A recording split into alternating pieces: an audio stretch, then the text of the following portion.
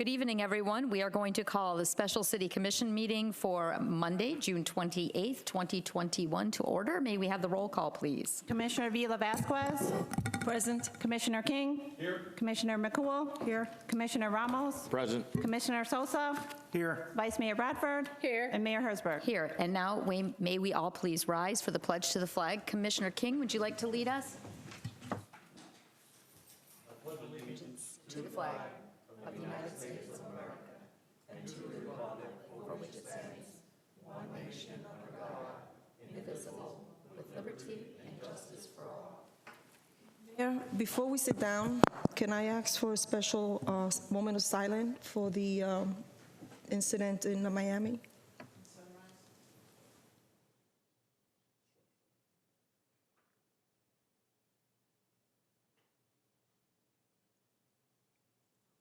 Thank you.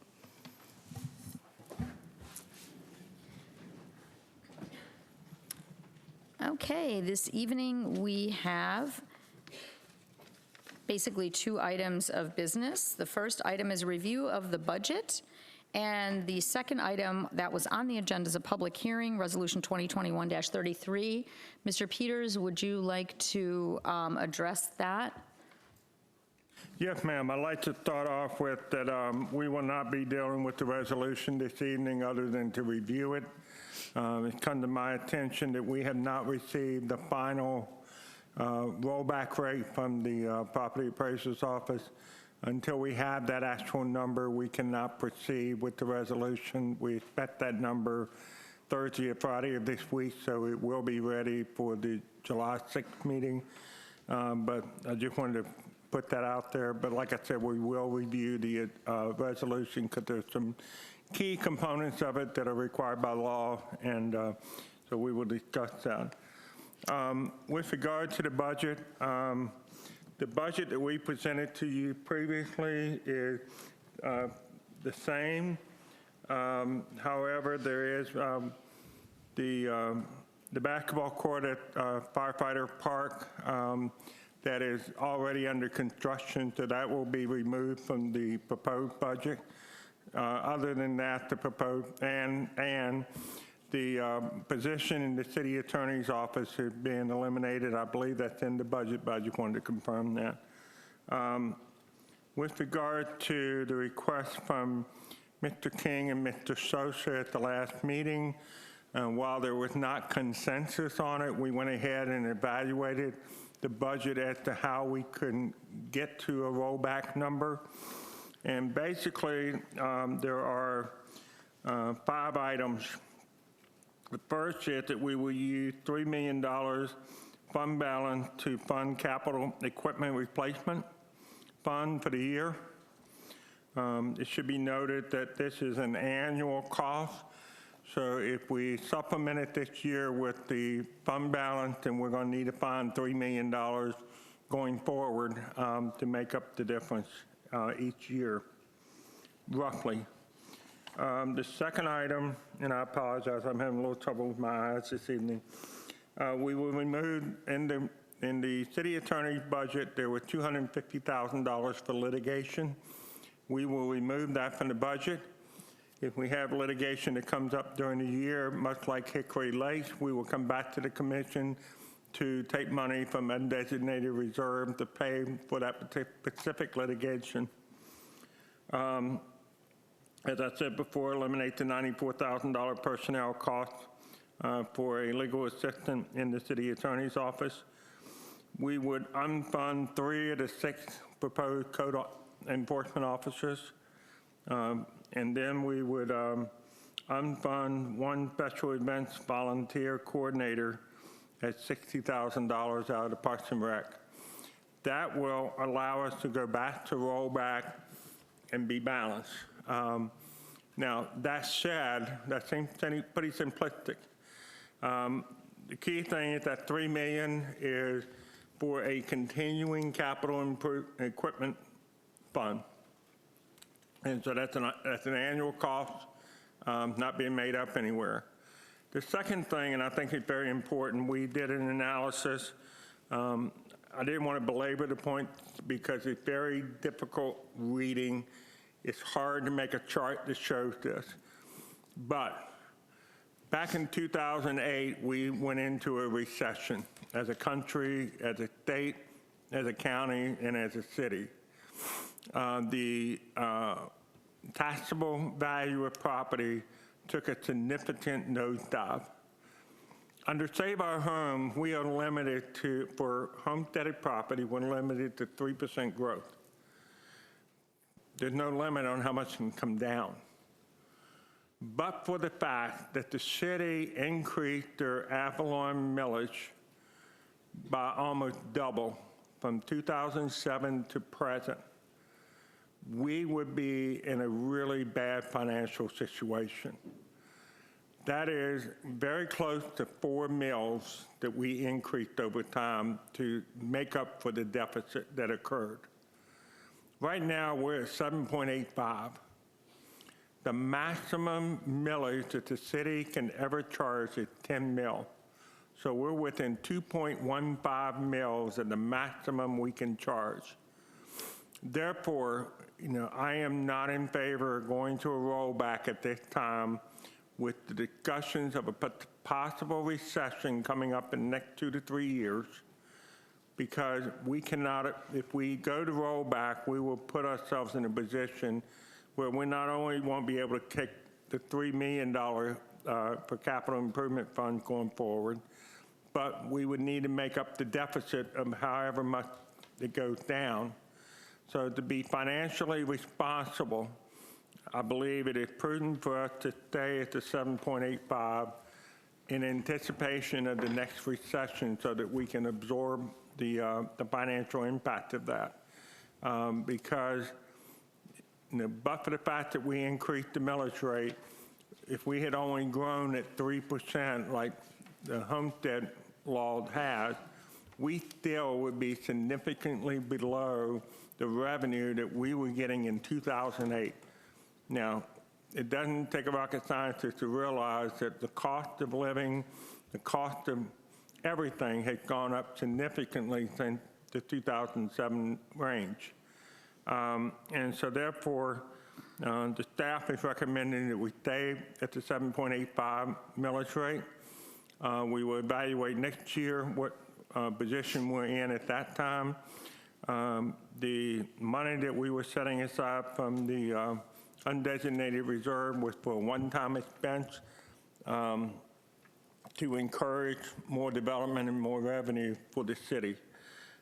So with that, I will open it up for questions that you all may have, and then I will talk a little bit about the resolution after we have a short discussion. Commissioners, do you have any questions regarding this for Mr. Peters?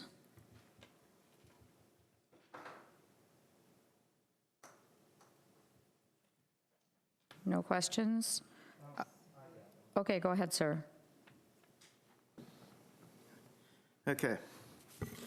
Now, with the current 7.85 millage rate, we're looking at generating $26,472,000 and change. If we go to a rollback rate, should it be 7.1812, that would bring us to about $24,217,000 or so. That is still, almost a 1.3 million increase from last year's collected taxes. So we're seeing a 1.3 million increase already from last year's taxes based on new construction, whether it's commercial, residential, any properties annexed in. We're still seeing a 1.3 million increase over last year's ad valorem taxes. And we refinanced our bond debt at the beginning of the year, which was supposed to free up about $800,000. So I'm having a hard time kind of looking at the budget going from a 1920 actual expense of $40,912,000 to going to a proposed spending of this year, or for next year's budget, of almost $56 million. And that's almost $16 million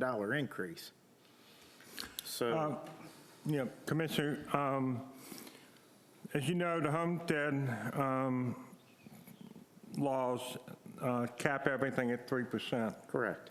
For those of us that have been in local government for a long time, the ideal thing was if you could control everything and had 3% growth on an annual basis, that's sustainable. 3% of 40 million is 1.2 million, 1.2 million you're talking about. So that growth is 3%. And, you know, yes, we can do what I said before. We would not fill the Parks and Rec position. We will not fill the code enforcement positions. And that would be sustainable. We would be able to meet that budget. However, if we don't fill the Parks and Rec positions, I'm going to recommend that we lower the maintenance standards for the city because we cannot keep band-aiding everything that we're doing in the parks.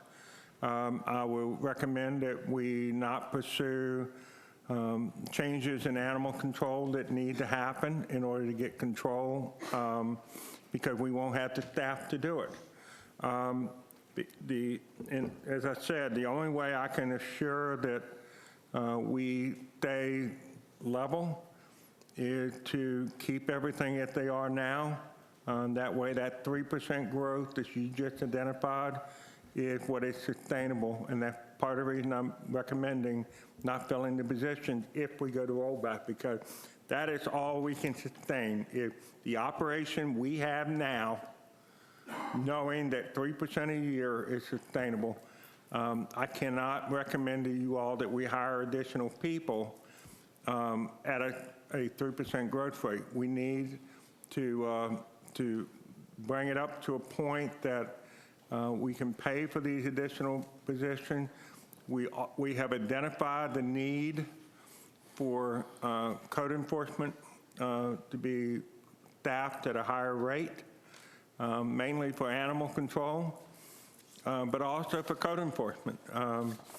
We have had a significant increase in code violations and code compliance, but we're just making a dent. We need the additional bodies out there to achieve a level of code enforcement that I believe the city needs. But if we stay at rollback, we won't be able to do that.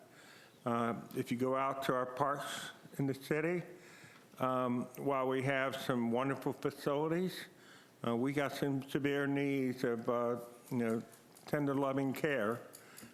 We got places where we should be regrading some ball fields, general upkeep, fixing fences, what have you. And we cannot provide that level of care with the current staffing level that we have. We have to, if we're going to increase the level of care, we need more people. Otherwise, we will continue to fall further and further behind in terms of the ongoing maintenance that we need. So the number you pointed out is 3% of the current budget, and that is, if that's the direction the commission wishes to go, then we will recommend that we cut the proposed staff increases. I mean, I personally don't want to see the $3 million from the fund balance for capital improvements. You've actually got, if we go with the 7.85, that's actually a 15.1% tax increase, correct? Say that again, sir? If we go with the 7.85 mils, that's actually a 15.1% increase. No, sir, it's a 9.3% increase. It would be a 15.1 from the amount of money from last year to this year. If you go from 2.9 trillion to 3.3 trillion in taxable property value, that's 15.1.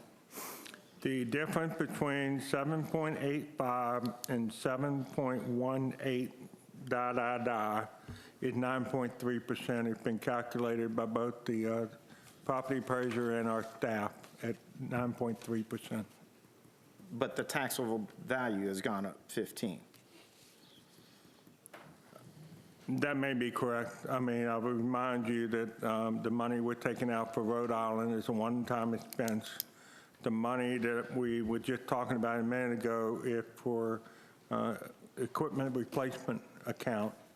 and that is an annual cost. We have to replace our equipment on an annual basis in order to keep current with our equipment. Right. Now, I don't have a problem improving parks, but we're adding $3 million to the budget this year just for capital improvement on parks. 150 of which is going for 3 electric gates. I mean, why do we have to go to electric gates this year?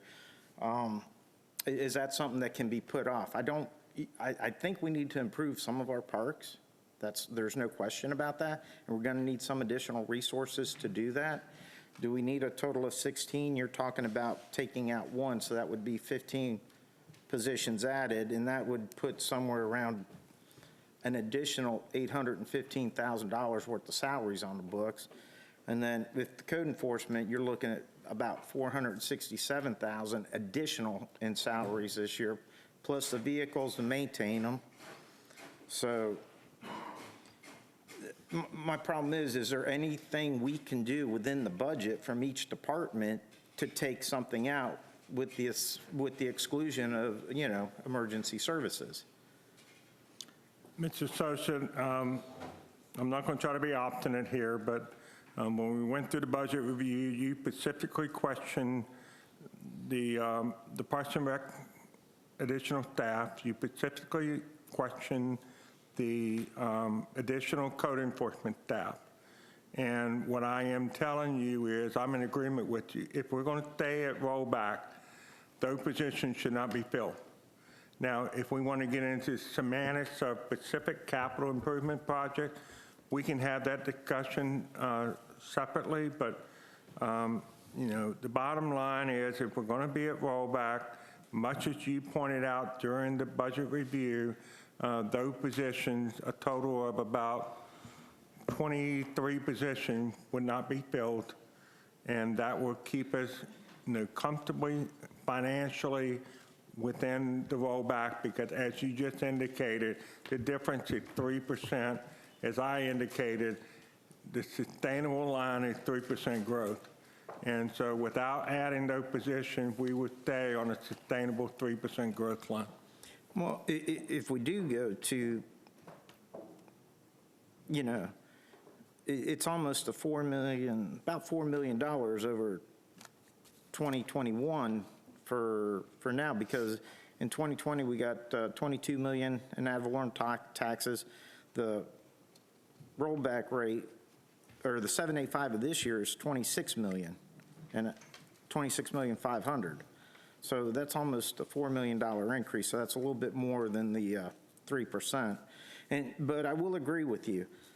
And the economic bubble, I feel, is going to burst sometime in the next 1 to 3 years.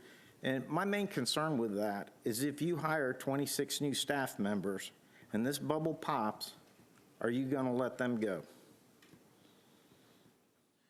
The way at 7.85, we will produce enough revenue that we will be able to sustain those staff members even with a downturn.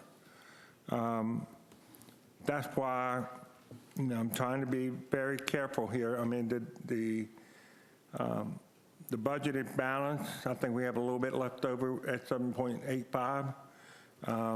We're trying to create additional revenue. I would also remind you that a lot of the growth that you're seeing is new construction. Now, we had a 4-3 vote on a rezoning that would create more revenue potentially down the road. We have an environment where there is a lot of anti-growth sentiments, and that has to be accounted for. If we were to go fully on an anti-growth position, the amount of extra revenue coming in from that growth will go away. And so we need to see, what direction the city is going to go with regard to growth, because yes, under Save Our Home, generally we're going to have 3% growth. Anything above the 3% growth is generally going to be new construction. We're going to see more money come in from Amazon in 2 more years. Yes, we may see some revenue from a rezoning that we're going through now, but we don't have it. That's why I'm saying I will feel much more comfortable 1 year, 2 years from now, having this discussion about rollback. But right now, I don't think that we can financially afford that. Yeah. Quick question. How many people right now do you have on payment plans in the water department? Pardon me? How many people right now do you have on payment plans in the water department? The water department is really not part of this discussion because the water department is an enterprise account. They use no general fund money. They work off of their water and sewer rates. And so the water department is really immaterial to this discussion because they're not part of the general I'm not fund. looking for the money from, I'm just curious how many people we have on payment plans in the water department, because if we have folks on payment plans trying to pay their water bill and we want to increase their taxes instead of going to the rollback rate, you know, I think that's an issue. Sir, we have a lot of people on a payment plan in the water department. It is not a huge number. I would also remind you that we allowed people not to pay for 10 months. When you get 10 months behind on a bill, you suddenly have a big bill. It's rather amazing the number of people that were able to catch up immediately without going on a payment plan. Once again, that's a hard discussion to have because when you offer people free money or a deferment for a period of time, a lot of people are going to take advantage of it. So it's difficult to try to correlate that a lot of these people can't afford it. The other thing is a significant number of the people on payment plans are renters, not property owners. Okay. Which, you know, if we do go to the 785, those folks there are the ones that's going to see the hit more than the folks that are homesteaded. So there's about a 30% renters, I believe you said, and about 70% homesteaded. So the folks that are renting are actually going to see the bigger hit off of this as opposed to the folks that are homesteaded. Me, I won't see a big hit because I'm homesteaded. I've been homesteaded for over 20 years.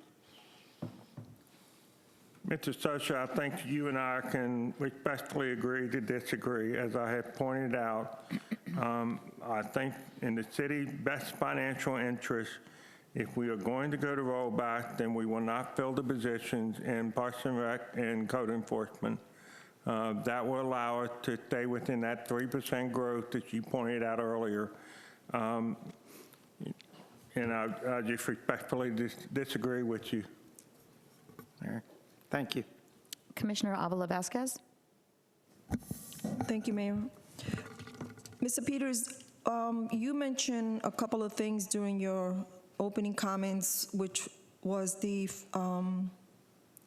litigation of 250, the legal assistance, event coordinator. Were those positions that, or projects that are going to be dropped if there is a rollout, or if we stay with what you're recommending, are these positions and projects will continue? The situation with the legal department position was a recent occurrence.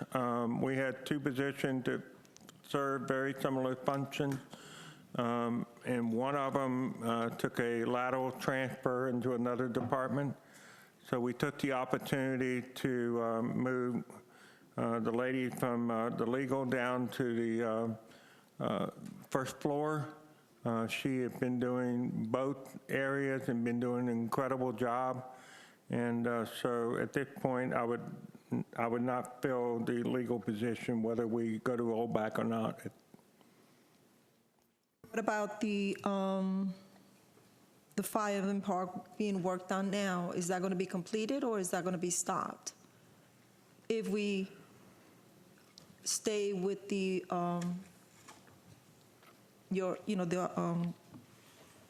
staff's request. If we stay at the 7.85, the remaining items on that list would go back into the budget. Thank you. Commissioner King?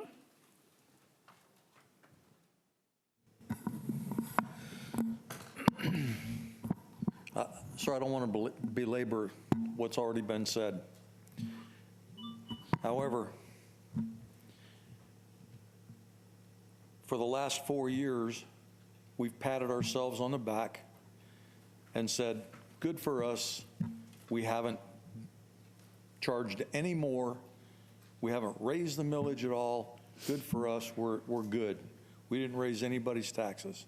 In the last 4 years, that is absolutely a lie if you're patting yourself on the back, because stop doing it. For the last 4 years, property values have gone up and people are paying more. Forget about so many people in the city who don't pay anything. What does that mean? That means that those of us who do pay taxes are paying even more. And this year, leaving the rate at 7.85 is an increase of 9.3 or 15% to everybody's taxes who's paying. Now, I don't know about you, but every single thing that I have to pay for is costing more money every single year. And this year is absolutely no different. Oh, it might be just a little bit if we leave the taxes where they are at 7.8. It's just a little bit, don't worry about it. But I'm also paying right now about 30% more for all the food that I buy. I'm paying 80% more for my fuel. I'm paying more for my insurance. I'm paying more for my health insurance. Everything has gone up. And we have an opportunity, just like we've had in the last 4 years, to make some kind of relief effort for our citizens. If we leave this where it is now, and we don't do anything, and we say, well, okay, we all feel more comfortable leaving it where it is, we'll look at it again next year or the year after that, when that bubble that we're talking about, we're now closer to, if it's really going to happen, because we don't know if it's going to happen, it's really closer then, and you know what we're going to say? Oh, I'm so afraid there's going to be a bubble in 2 or 3 years. Listen, why don't we do a little bit of a rollback now, and then if we have to, we can change that in the years to come, instead of saying, let's not do it now because we're going to get a whole lot more money this year, and maybe next year or the year after, if the bubble comes, we're going to lose money. You see, we're not doing anything for our citizens here, and we haven't done anything in 4 years. I asked for what the budget would look like if we did a 10% rollback.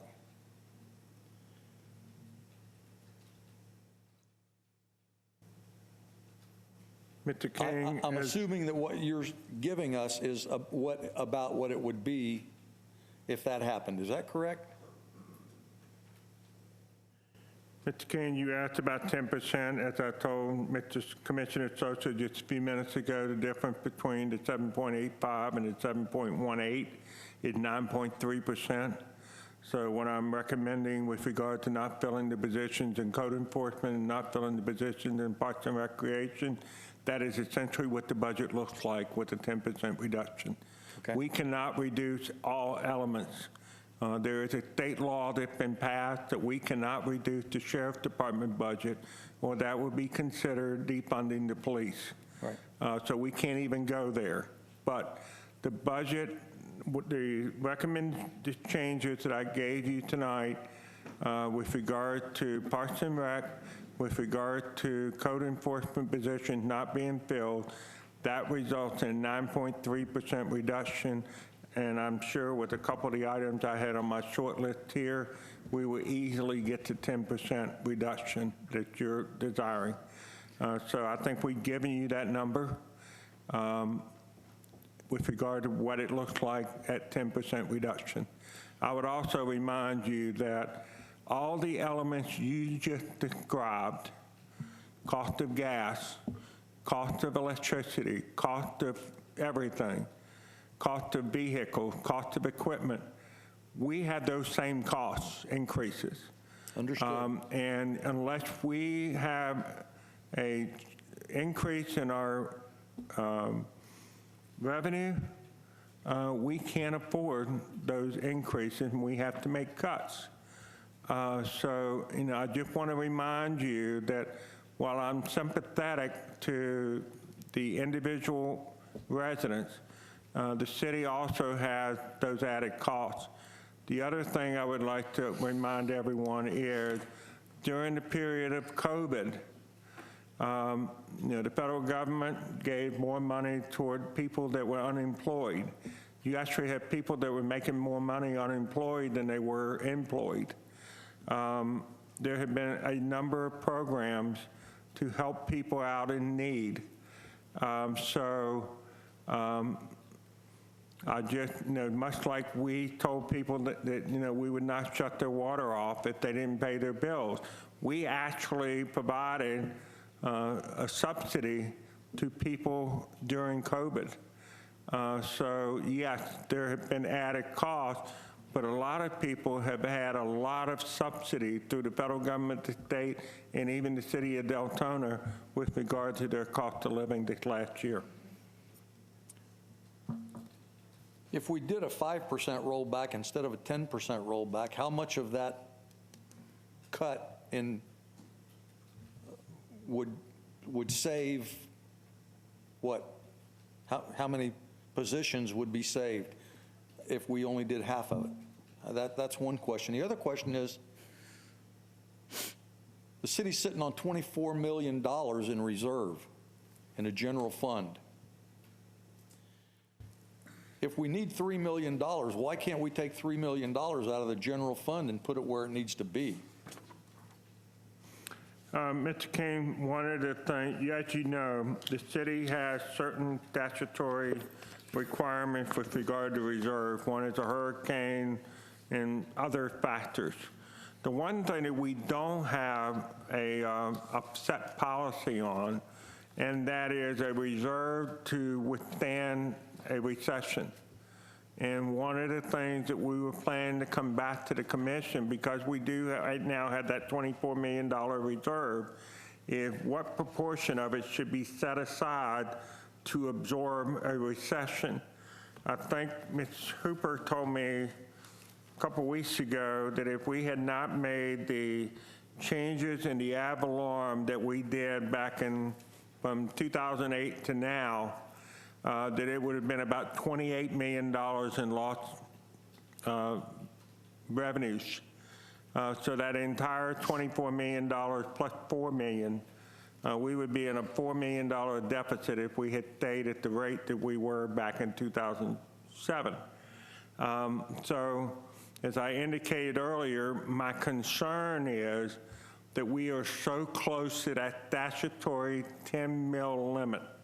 So if we had a significant downturn and we did not have the amount of undesignated reserve, I would be very concerned as to whether we could sustain ourselves with the 10 mil limit. Now, that being said, I know you and I have had some discussion that I told you my comfort level was 15 million in the bank to withstand a problem. And that was as low as I was willing to go. And that works out to about just short of 40% reserves, actually 37.5% reserves for a recession. And given the number that Ms. Hooper gave me 2 weeks ago, that's even low. But it's a lot better than not having much. So, one of the things that we will be working with the commission on going forward is setting a limit for the purposes of withstanding a recession financially. And that number is going to be pretty high. And that's why I'm not comfortable taking too much more out of reserves. But in this particular case, the problem I have with the $3 million for the capital equipment is capital equipment is an annual cost. If we defer it this year and take money out of reserve, we got to come up with roughly $3 million next year, and the next year, and the next year. So once you use the $3 million, there's going to be a compounding effect going forward that we got to make up. And I would rather not go that route. I would rather not fill the position. 5% reduction, as you asked about, you can fill half of the Parks and Rec positions, 8 of them, and you can fill half of the code enforcement, which would be 3. And, we still wouldn't be able to get everything done, so I'm still not recommending that route. Thank you. Vice Mayor.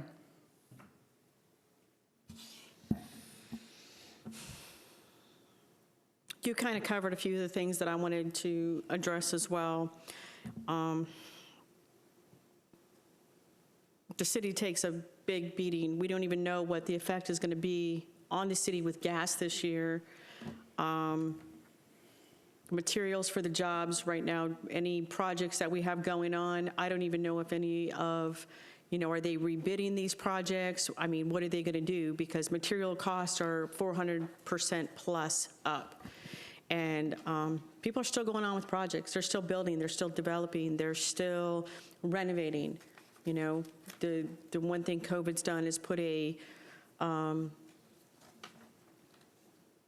made people spend more time at home, and they're spending more money on their homes. And I believe the difference between this recession and the last recession was it was an inflated value based off of banks and appraisal companies and those, where now we have a uptick in our market. And I think a lot of it, I don't know, we don't know if we're going to have a recession. We don't know what's going to happen. There's a lot of what ifs going on here. But what I do know is we're still not where we were from 2008. And I get it. I mean, I don't want to sit up here and raise my taxes. I mean, who in the heck wants to sit up here and increase their tax bill? I sure don't. But I'm not up here for me. I'm up here because we have a fiscal responsibility to say, is the city going to have enough to pay their bills? And the last thing I want to do is say, yeah, let's take $3 million and start whipping down our savings, and then who knows what's going to happen. We could have a horrible hurricane season and go through everything that we have in our disaster fund and then start to have this other fund. I mean, do we have money put back that's going to cover so many months of employee salaries? Do we have that? How long is $24 million going to last? Because I believe we're taking some money out for budget items for next year for some capital projects, if I'm not mistaken. So it's not even an option. That's like me saying, hey, take a decrease in pay and live off your savings, and how long is that going to last you? And then next year, figure out how you're going to pay that. And I know that's not what anybody wants to hear. It's the last thing I want to hear. But it's a responsibility that we all hate to have and do. So I agree. Everything has gone up. The price of, I don't think I can mention one thing right now that hasn't gone up. Not one. And it's impacted everybody somehow, some way. And I'm afraid at this point, because if we do take less, I mean, have we even done a analysis on, with the gas prices the way they are right now, just alone, what is gas going to go up? Has our insurance carrier mentioned that we could have a price increase? Has the projects came back to us and said, hey, by the way, I can't do it for $3 million now, it's going to be $6 million now? These are questions that I have, and obviously, unless somebody has a crystal ball out there, we don't have the answers to. So we have to play on the way of safe. And if we can, in 2 years, when we get back up to a normal rate and, be able to row back, and we have, the revenue coming in, I'm all for it. Trust me, I am all for it. Because when I get those tax bills, I have a heart attack. I've been homestead, but not as long as some of these people that don't pay a lot of taxes. So, I have a significant tax bills in this city, and I would love to say, yep, let's roll it back. I don't want to pay that. But that's not my responsibility up here. My responsibility is to make sure that everything we've talked about is according to the strategic plan. And that was another question that I had, Mr. Peters. The positions that you did, when we had our strategic plan meeting, I believe we all sat there and we all agreed on items of significance to the city. And I believe these positions were put in because of significant items that we spent a Saturday here going over. The residents spent many meetings coming in and telling us what they wanted. So it's like a catch-22. I want to give you what you want, but I can't do it without bringing in these positions. But I can't bring these positions in without, adding the extra, cost. So I guess my question is, the positions that were added and the items that you're doing, are those a direct impact from our strategic plan meeting that we had? Madam Commissioner, everything in the budget came either out of discussions that we have had during workshops and commission meetings or the strategic planning process. That was the basis on which we worked with the budget, and it's actually part of the reason we were able to do a budget quicker this year. It's because we went through that strategic planning process. We had consensus on the things that we wanted to do. We also had the animal control workshops. And we were talking in every one of those animal control workshops about the fact that we used to have 18 officers back in 2007 when we were a much smaller city population-wise. And so the desire was to add these 6 additional officers and an analyst so that we would be able to work closer with TNR on the cat situation, the animal control situation, code enforcement, and waste management concerns. So, all of those things, we identified the need for the additional people, which only returns it back to the pre-recession level of staffing. That was all came out of either the workshop, the strategic planning, or just general discussion at the commission meetings. Thank you, Mr. Peters. Have we heard anything, as I brought up, project-wise, any of the upcoming projects that we have for the remaining of this year and the next budget cycle? Have we gotten any requests for increase in budget on any of those projects? Have we followed up with them to see, that, hey, this project was bid XYZ, where are we going to be at for 21, 22? Do we have any update statuses on any of those? The good news going forward without a recession occurring is we've got a lot of building permits for new construction. That will bring in a significant amount of revenue. The Amazon will start paying in 2 years.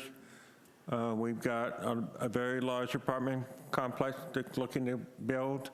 They're getting close to plan approval, much closer. And then we got the 2.1 million square foot rezoning. We have a number of residential developments out on the Doyle Road area. Those are coming online. So part of the reason that I'm hopeful for the future is that we do have a new revenue sources coming in that will put us in a much better financial state than we are today. And when we're in that much better financial state, and we have a policy as to how much we want to keep aside for a recession-proof budget, then at that point, I think we can talk about reduction in the Avalon tax rates. Well, and I agree. I think, 4 years ago, and the mayor will probably contest this too, when we looked at our pie chart, we weren't balanced. Our budget was far from balanced. It was a definite that if we hit that recession, we would be devastated. And I think, staff has done a great job, and we've brought some ideas forward that's helped to balance that budget. Also, some good news is, I recently had somebody go down to the new subdivision down by Pine Ridge, and it is totally sold out. They have no more homes available for sale. So every home that's there being built, all lots are done and sold. In fact, she said they're already selling a new subdivision. So those, and it looks awesome. So that's all I got, Ms. Mayor. Okay, Commissioner Sosa? Okay, just to put it on the record, I don't think we should really be touching our reserves. Those need to stay in place. I know, I believe Vice Mayor mentioned that we did plan on taking some out. What was it, 3 million for the Rhode Island extension? So that's going to bring that 24 down to 21 right there. I'm not in favor of touching our reserves. You know, I have a couple quick questions. How many people, you made the comment that a lot of people in Deltona during COVID stayed home and collected more money from the federal government. How many people actually stayed home? How many people do you know stayed home and actually got extra money? Mr. Sosa, I'm not privy to those numbers. I can't tell you a specific number. My point was with regard to the reality of the circumstances for those people who were out of work, were on unemployment. They were getting $275 from the state, and they were getting an additional, I think, $375 from the federal government, which is a significant amount of money. There's been a lot of news coverage about that a lot of people, when they go back to work, will be taking a pay cut. And so... Yeah, but how many of those people are Deltona? Because I know a lot of people in Deltona that tried to file for unemployment, and it was a disaster. They couldn't even get it. And I know self-employed people didn't get it. I know folks that worked as contractors didn't get it. So to just make that statement should have never been made. We don't have a definite answer for that.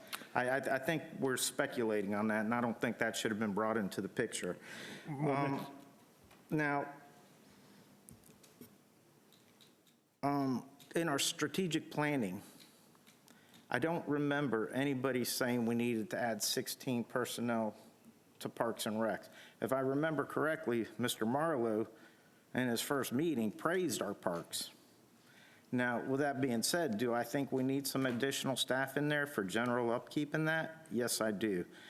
Do I want to see staff hired and then terminated? No. Do I think we need to hit all these projects in 1 year? Probably not. Can we reduce some of those and maybe stagger them out over a couple years? I think that would be more feasible. And I do have a quick question on the COVID money, the 13 million that we're slated to get. You had wanted to put 11 million towards the water meters, which I don't have an issue with. I think that would resolve a lot of issues within the water department. And you also wanted to put the remaining balance towards 3 stormwater projects, Lake Windsor and the Lake Gleason. Now, those you have in the budget here, which is about $2.25 million. Did you take that out of the ad valorem taxes? Or did you leave that money in there? I mean, how is the COVID money working is my question. Are we going to not add that to the budget, but pay for $2.25 million worth of projects out of the budget and then still bill residents for that project that's coming out of COVID? Let me remind you, stormwater as well as water and sewer are enterprise accounts. They are self-funded. We charge $128 a year, or roughly $10 and change a month for stormwater fees. The list of capital projects that we gave you for stormwater during the budget process, that color-coded chart, that is actually project being funded out of the stormwater account. So the reality is we would, you know, if we were able to use the COVID relief money to pay for surface treatment projects for Windsor and Gleason, we would be saving money in the stormwater account, which will allow us to pursue many of those projects that were color-coded red in the stormwater fund. So the COVID money will indirectly benefit the stormwater utility, which is an enterprise account and does not use ad valorem tax money. Commissioner McCool.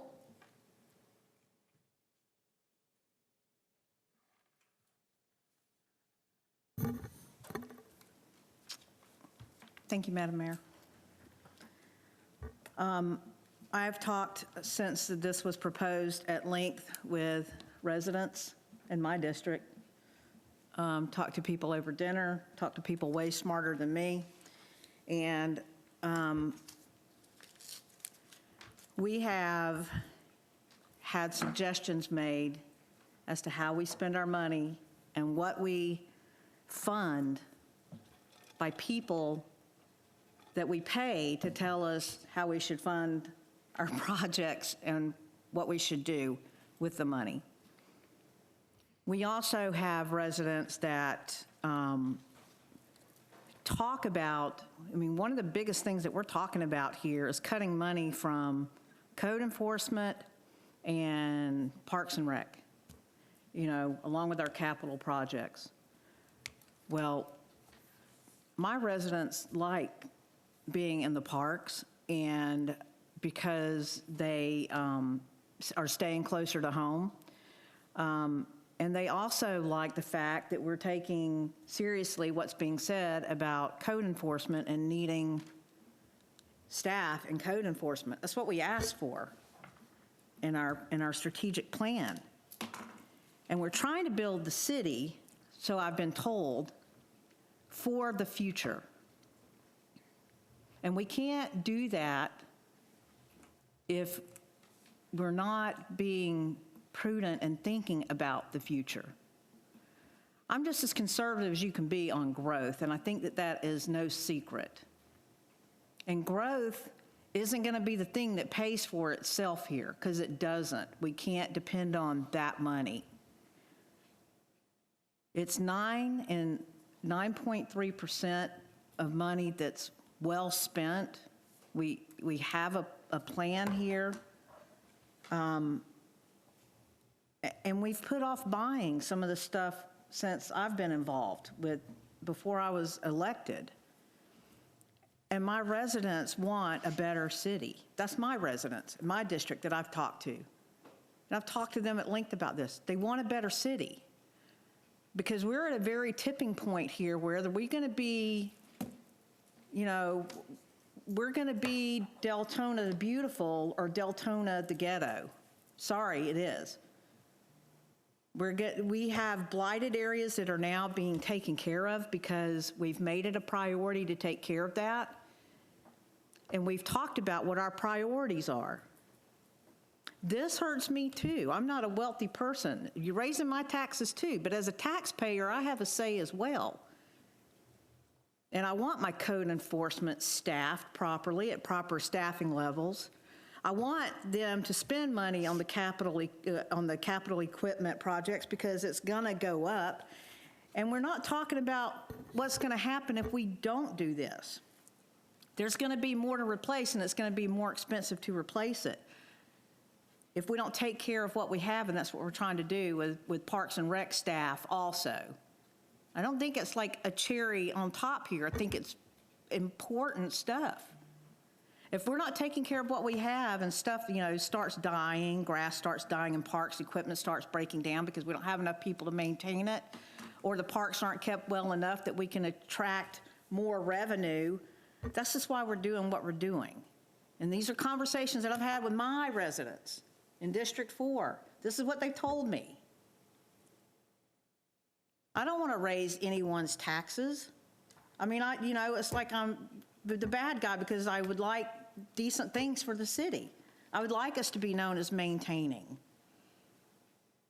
You know, yeah, we could do this, roll this back and give everybody, you know, $1 back and we look like heroes.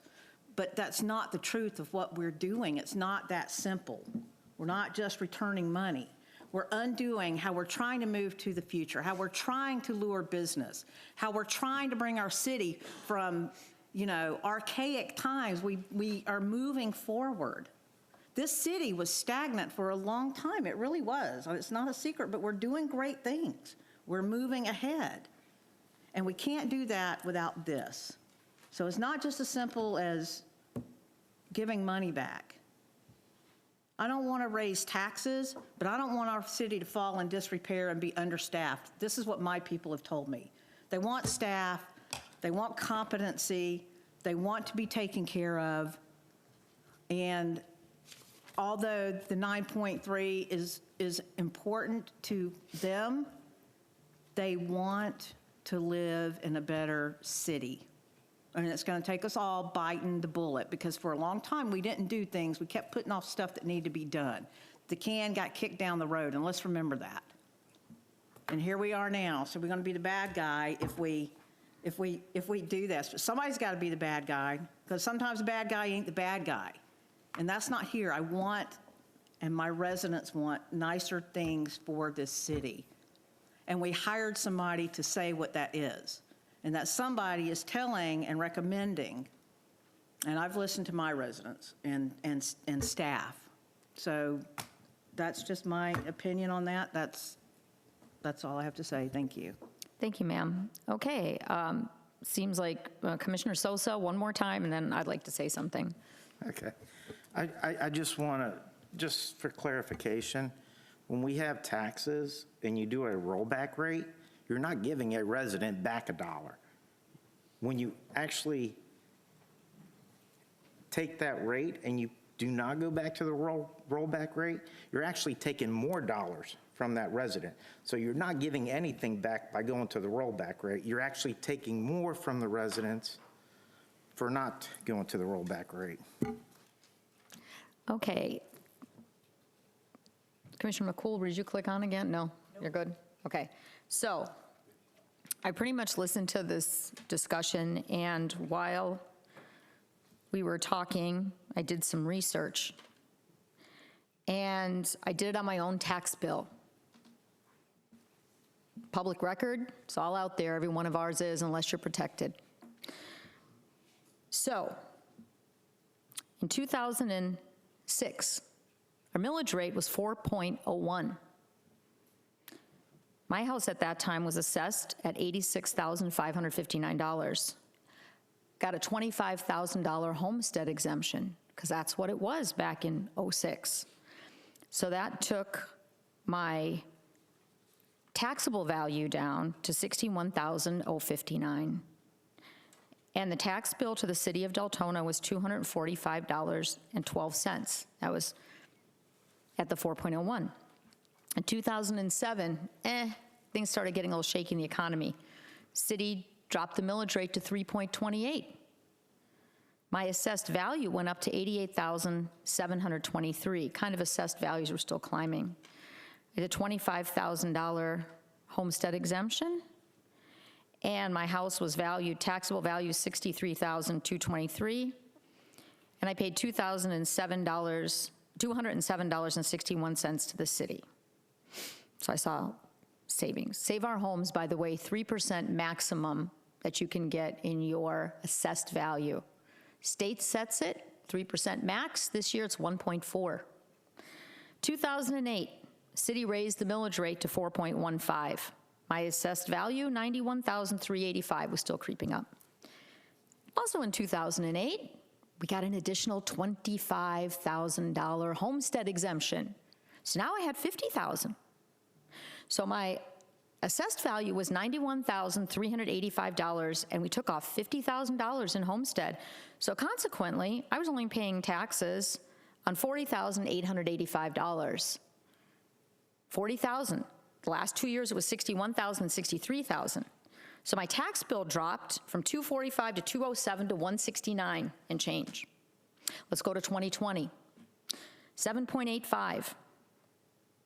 How we got to 2020, between 2008, which was pretty much the height of our assessed value, we got devalued 20% one year by our property appraiser. We got devalued 22% the next year, and 20% the next year, 62% in 3 years. To Mr. Peters' point, taxable value under homestead can only go up 3% a year. There's no limit as to how much you can tank. So in 2020, because I'm not going to belabor anybody in that time frame, our millage rate is 7.85.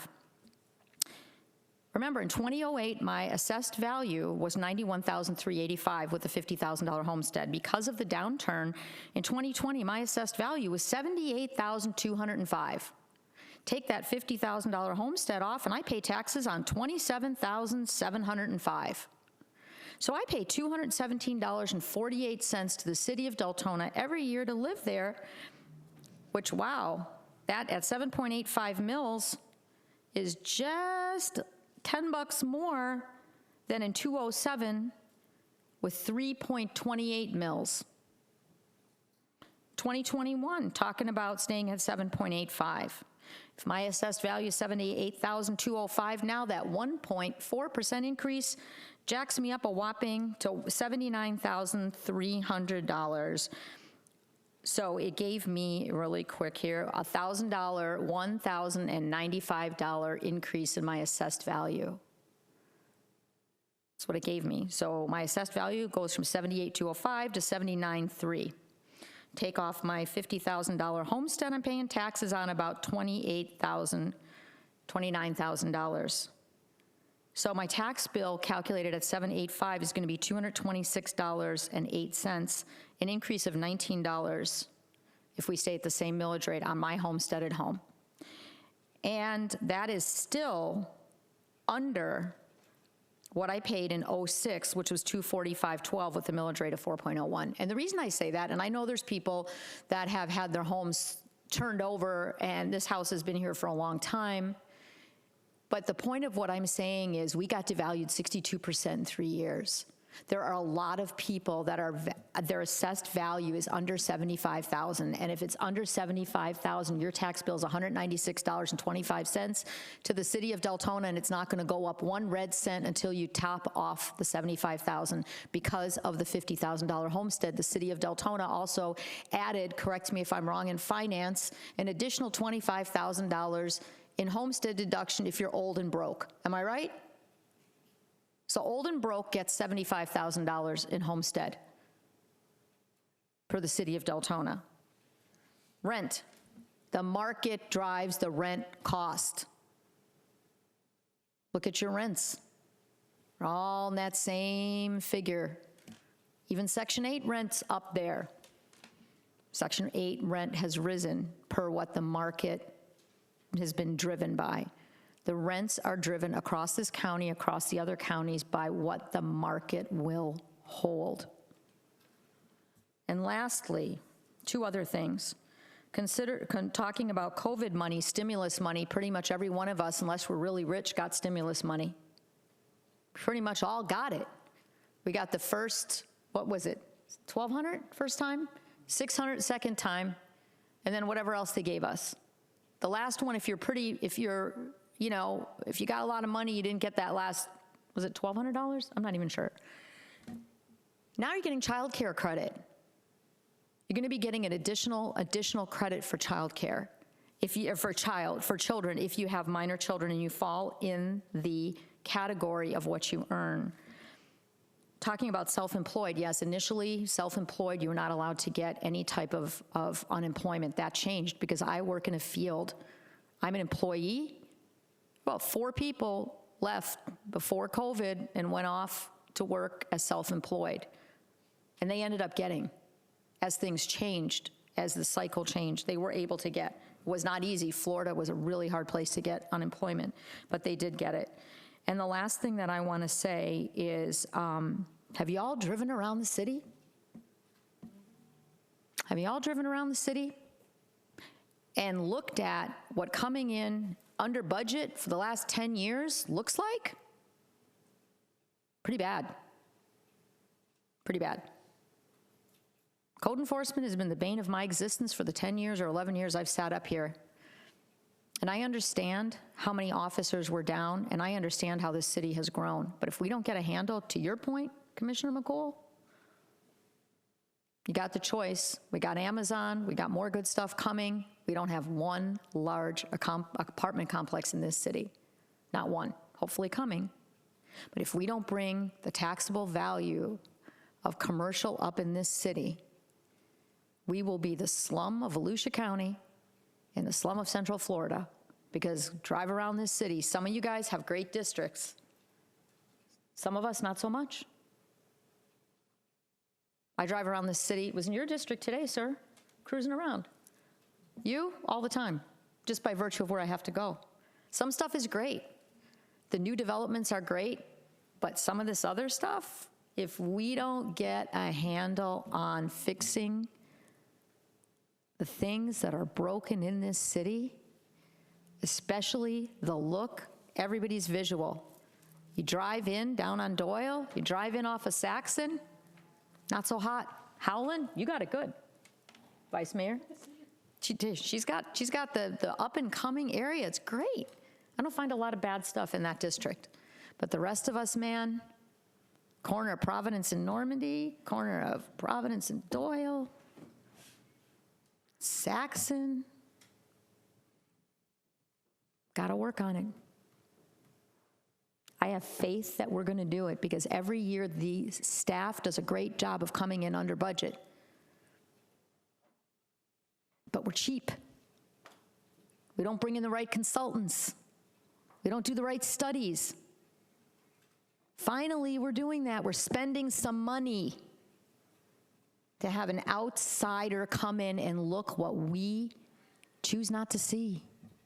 So I can't go lower. I can't. I'm willing to give you a shot, Mr. Peters. You got a good vision for this city. You're bringing in people that see it not through the fantasy of the rose-colored glasses we've all looked through for a long time. That's not what we are. We're changing. And we got to help those people bring the city up in those areas that we need help in. The old Mackle homes, those old people that can't afford to replace their air conditioning. We got to do a better job of reaching out. It's my goal. Help those people that barely get by and stick 10 window units in their house because they can't afford their AC to be replaced. That's where we have to help. That's my speech. Commissioner Vasquez and Commissioner McCool. Thank you, Mayor. I just want to speak about one of the residents in my district who called screaming at the top of her lung because her taxes went up and they were close to $2,000. And I went to her home and I sat down with her and went over her tax bill. And I explained to her step by step all the different taxes that she was being charged. When it came to the city of Deltona, I don't even think it reached $200. And so I think that a lot of people look at that bottom figure and they say, this is what I pay the city of Deltona, and it's not true. Look at the breakdown in your taxes and you'll see where it says city of Deltona, that's what you pay the city. It's not that total dollar amount that you see at the bottom. She was not happy, but she understood. She understood more what her tax bill was all about. So there's a lot of other areas that we're being charged taxes for that, you know, it's more than Deltona. So I'm just leaving it like that so people start looking at their tax bills and understand that that bottom figure, it does not all come to the city of Deltona. Thank you. Thank you, ma'am. Commissioner McCool? Thank you. Commissioner Souza, thank you for allowing me to clarify, but I was speaking that not if we stayed at the same, but if we rolled it back, putting money back into people's pocket. I get what you're coming from, so thank you for bringing that up and allowing me to clarify that. So there's that. You know, my residents, and talking with one of my residents also about the whole code enforcement issue, and we talked about this at length, that the amount that we have right now and what we're asking them to do, they're basically click it and ticket. they don't have enough time to help, and what we've talked about is getting people into compliance and spending time with them, getting them into compliance and understanding what the problem is. Because we've not had enough between animal control and code enforcement. And that's why they're the pariah, that they've been made out to be. And what we're trying to do, and I talked to this resident about this, is that we are trying to have enough officers, have enough staff, and we've had the strategic planning, we've had the animal control meetings, and we talked about reshaping that narrative as to what our code enforcement is. They've started dressing differently. They start talking, they're getting training about how to talk to people differently. We're putting more people out there that can spend that time with the resident to find out that if the people in this house are old and can't cut their grass, or if they're just heels and won't cut their grass. But you can't find that out if you're spending a minute there to write a ticket because people are screaming about that. It's a vicious cycle. And it's going to be painful to do what we're doing now. But again, we're trying to move towards the city that we want to be. And there is no growth without change, and there's no change without conflict. But I'm hoping that we have changed the narrative on this. I understand what this money is. I'm a business person. I'm not the best business person in the world, but I've been a successful entrepreneur for over 20 years. I've been able to support myself, pay taxes, raise a family with my taxes going up, living in this city for 18 years. So I have a basic grasp on what we're trying to do here. And when I talk to my residents, we talk about this. We try to run this as the city. This is a corporation, and we try to be human and be that human person too to understand what our people want and their human nature. And we're diverse. Everybody wants something different, and it's about finding the balance. And in talking, as I said, in depth with my residents, they want this change. They want to up the look of the city. They're tired of the blighted areas. And we need the equipment and we need the staff to do that. And at some juncture, we just have to bite the bullet and do that. And that's what my residents have told me. I'm not a rich person. My residents aren't rich. They're daggum sure cognizant about where the money is spent. And this is good spent money for me. Because if we don't stop the cycle now, we're going to be catching up on a lot more blight. So thank you for allowing me to clarify that. Thank you, ma'am. Okay, Mr. Peters, what would you like as the next step? And we have one individual for public comment, which we will go to in just a minute. Okay, what I want to do is you all have a copy of Resolution 2021-33. We will be bringing this back to you on July 6th.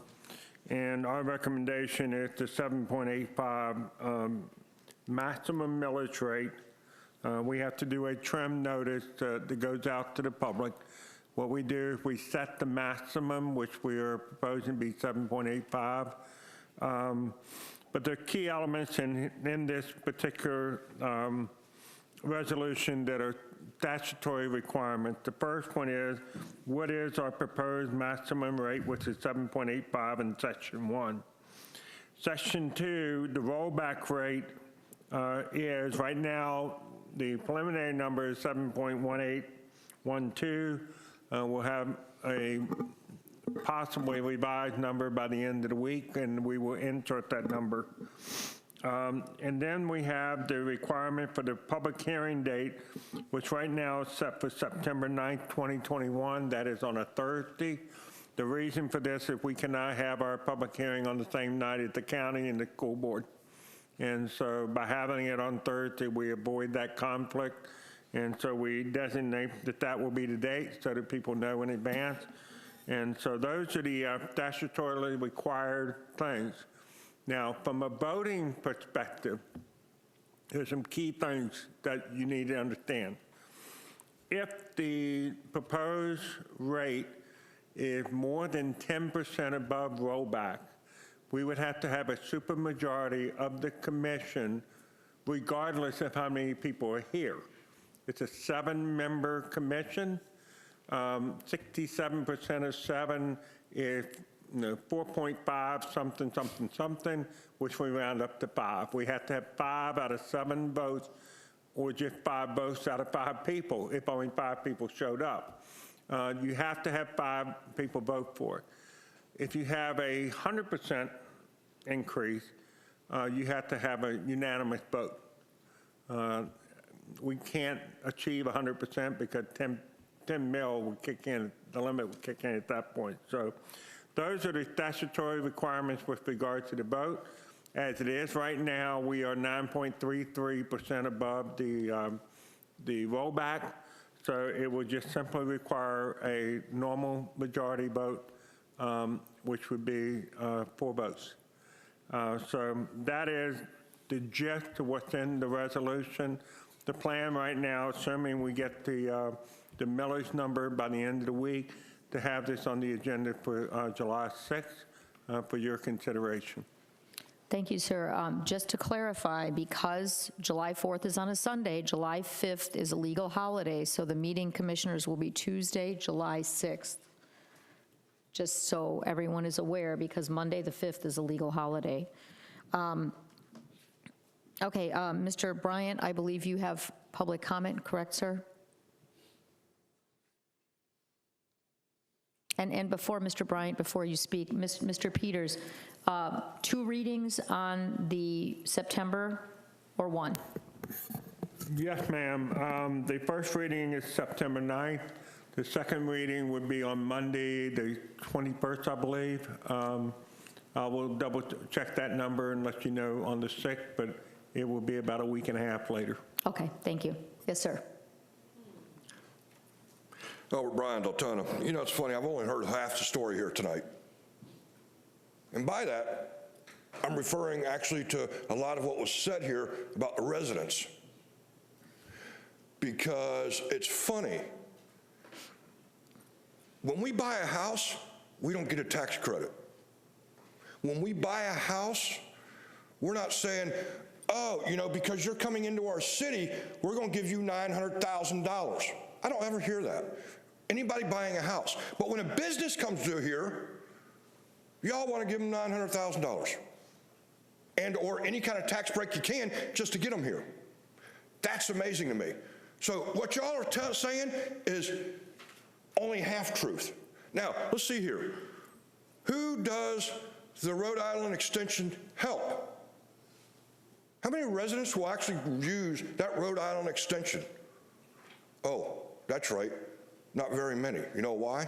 Because actually who it's going to help are businesses, not really residents. So you're asking the residents to flip a bill for business. It seems y'all are more willing to give money to businesses than you're even thinking about trying to help any resident. Now, all that being said, you got to remember that this tax bill, even at 7.185, is only an increase, truly an increase of what, 1.5% for most residents? Not even 3%. But the other thing I'd noticed is when he talks about reduction to make that 10%, it's not across the board. It's only in certain areas. Try 3% across the board and see what happens. Thank you, sir. Okay, that closes the public comment portion of the hearing. So we cannot adopt any resolution or anything this evening due to the final rollback numbers not being there, and we don't want to have a redo. So we will go ahead and then move on. Correct, Mr. Peters, to our next item B. We cannot do the resolution, so that is tabled until July 6th. That is correct, ma'am. Okay, so then we'll move on to item C. Correct, sir? And item C is request to confirm the rankings of the applicants for the Charter Review Committee and appoint the corrected 5 members and 2 alternate members. Okay, if you click on your thing, which everyone already has. You have the corrected calculations. Mr. Peters, did you want to address this, or Joyce, or? I'm going to start off. I have had a conversation with Joyce Rafferty regarding how we're going to handle votes in the future. We're either going to do one of two things.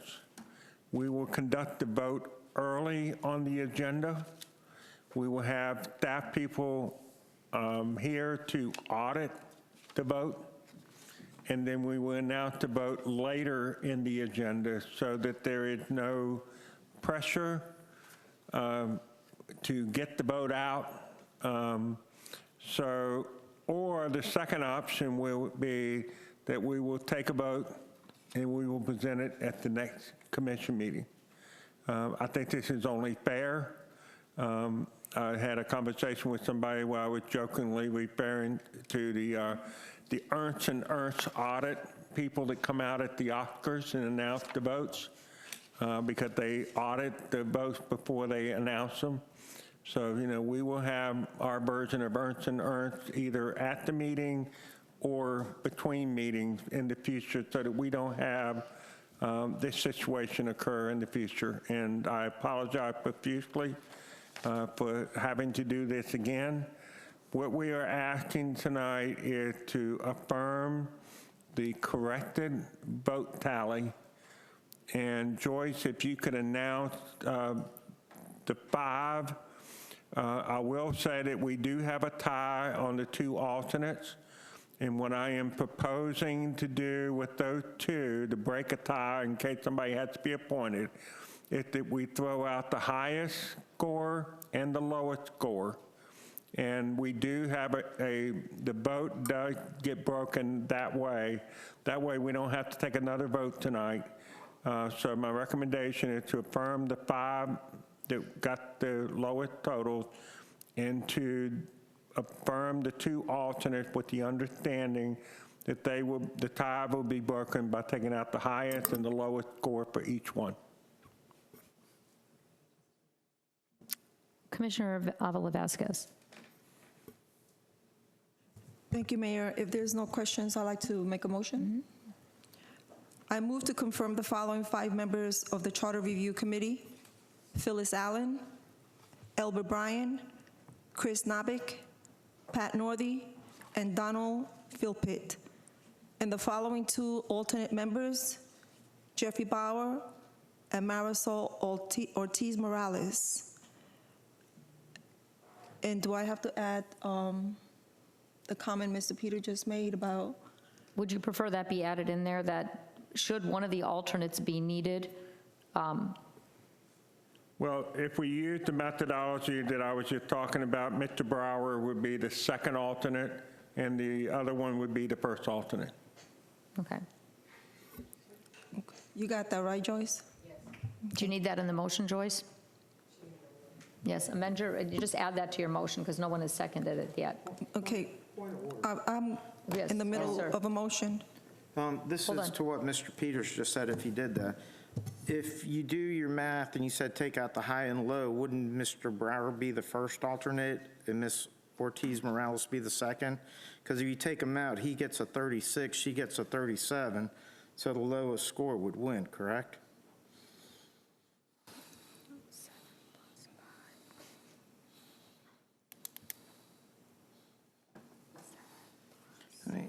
I just added it real quick in my head here, but that's what I came up with. He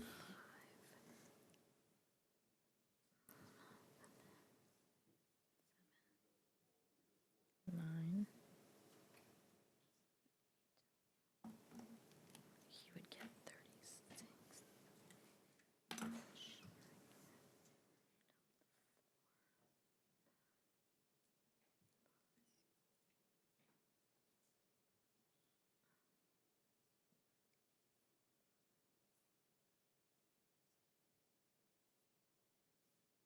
Mr. Sosa, in reviewing this, Mr. Brower had a 10 for a high score and a 4 for low score, so that would take 13 off of the 50 to give him a total of 37.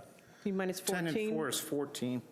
Pardon me? 10 and 4 is 14, 14, I'm sorry, that gives him 36. 36. 36. Okay, then the other one, Ms. Morales, had a 9 for a high score and a 4 for a low score, which is 13 from 50 at 37, so she would be The second alternate. correct. You're right. My apologies. Okay.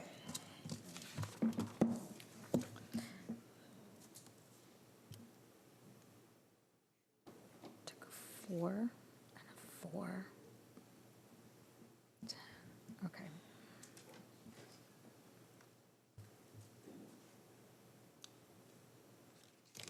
Commissioner Vasquez, do you, Everybody's okay with that? yes. Okay, so I'm going to repeat the motion, if it's okay. I move to confirm the following 5 members of the Charter Review Committee: Phyllis Allen, Albert Bryan, Chris Nabik, Pat Northey, and Donald Philpitt, and the following 2 alternate members. First, alternate member Jeffrey Bauer, second alternate member Marisol Ortiz Morales. The acting city manager has the authority to correct scrivener's errors and the like. Second. Okay, properly moved by Commissioner Avila Vasquez, seconded by Commissioner Ramos. Is there anyone that wanted to speak for this? Nope. Okay, we'll close the public comment portion of the hearing. May we vote, please?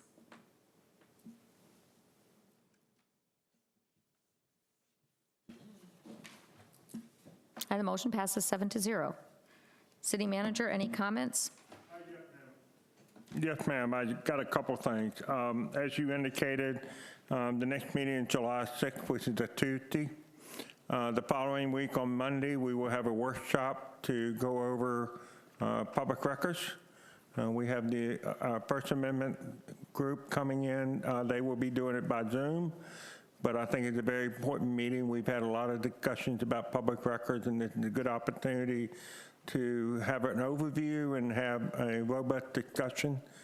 Then the following week, we have a regular commission meeting, and then the 4th Monday of July, we have our Lisa Lewis coming in to talk about the redistricting process. The redistricting has to be done prior to the next election. And so there's a lot of confusion as to how that process is going to work. So we've asked her, and she has happily agreed to come in and have that discussion. So it's a real opportunity to learn how the redistricting process works. While I'm at it, normally, because we're in a special meeting, we are limited to items that are on the agenda. However, I've been made aware by the city attorney that we have a commissioner who has a special request with regard to future meetings, and I'd like to turn my time over to Commissioner McCool.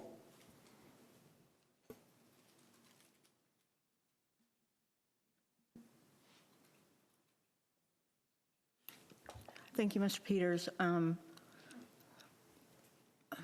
I would respectfully ask that we revisit this at the next regular meeting after I've had time to meet with you about this. So thank you. If you could just, whatever we do with that. Because I've not met with you, I've met with the attorney, the city attorney, but I need to meet with you because I am not sure of what the ask will be. Okay. You'll bring it forth then on the 6th? Thank you. Okay, any other comments, Mr. Peters? No, ma'am. All right, ladies and gentlemen, you're adjourned.